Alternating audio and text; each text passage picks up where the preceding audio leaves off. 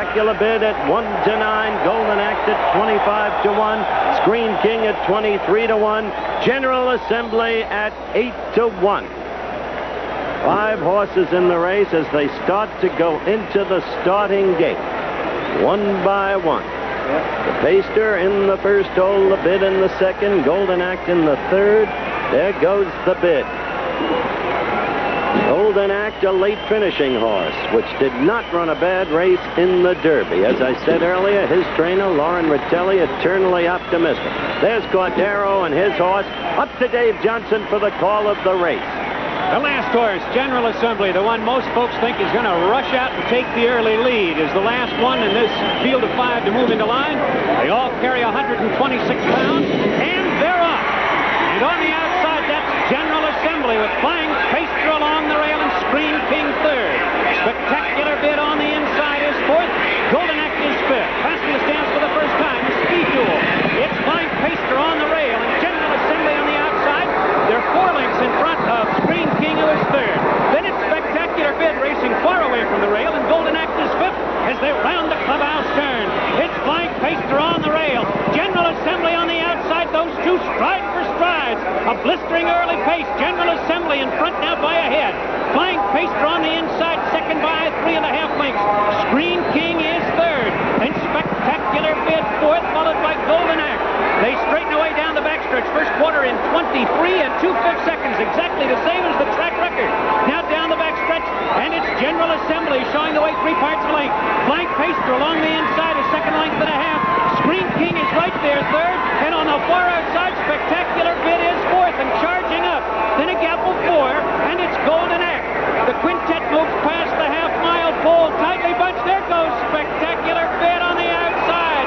Spectacular Bid takes the lead, and Flying Paster is in second position.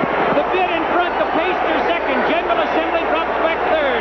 Screen King on the outside is fourth, and Golden Act is fifth as they move to the top of the stretch. Spectacular Bid draws away. Now in front by 4. Screen King takes up the chase, second on the outside. Flying Paster drops back, and Golden Act moves through on the rail. And down the stretch they come, and Spectacular Bid opens up a 5-length lead. Golden Act along the inside is now second. Screen King is third. And as they move into the final 16th of the line, it's Spectacular Bid. Ronnie Franklin aboard. And Spectacular Bid is eased under the wire to win the 104th running of the Preakness Stakes by 5 lengths. It's Golden Act second, followed by Screen King third, then Flying Paster and General Assembly. The time on the board, 1 minute 54 and 1/5 seconds, only 1/5 of a second off the track record, and better by a 1/5 than a firm's Preakness last year. All right, the call, and excellently done as always by Dave Johnson. Spectacular Bid has won the second leg of the Triple Crown. As Dave indicated, that is a very fast time, just off the race and track record set by Canyonero II some years ago. It is, in fact, the second fastest Preakness time since then. There is the unofficial order of finish again. Spectacular Bid, the winner. Golden Act second. Screen King third. And that is the story. 154 and a 1/5. Much more to come here, so stay with us. Screen King, number 4. Now, as this is released, Screen King begins to make a move. He comes on up. And then it was down near the 8th pole, Howard, where he hits him, and he really ducked in.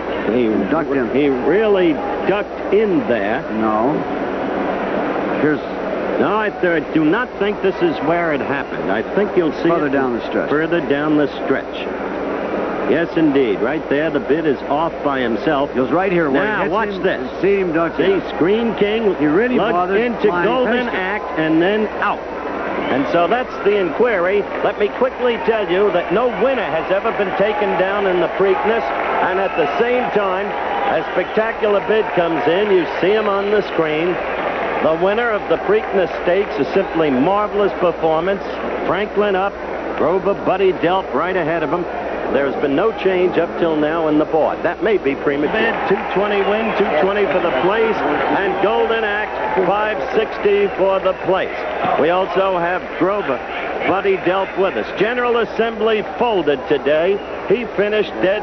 Buddy? They're going to break in a second. I thought everything was great. Around the first turn. Cordero's horse came out in the middle of the racetrack and threw some dirt back in my colt's face, but that didn't seem to bother. Just made him a little bit mad. There, a little bump, but no problem there. As soon as they straightened out down the back stretch, this race was history. I'm just happy that we could bring it to Baltimore. What's happening there, Ronnie? Well, he's in good stride right here, and we're going to get right outside of Screen King just to make sure we got it. So he brought his horse way out right now, and I'm surprised at him because that's not really good sportsmanship. He did take his horse way out down the backside. He took him clear out to the outside fence, and to me, that's not really good sportsmanship. So you felt Cordero was out to make trouble for you? No, I'm not going to say that. I'm not, I don't want to start no trouble or nothing. He's a nice guy and everything, and he's just doing his job. But in the race before the big race, I noticed you were both in it and utilized the foul claim against him, didn't you? Well, I thought he might have tapped me a couple times at the head of the stretch, but it wasn't enough for the stewards to take. Okay, back to the Preakness now. Here you are now making he's making his move, Ronnie. Right, I asked him just a little bit. I tapped him on the shoulder, and I'm pushing them down in there.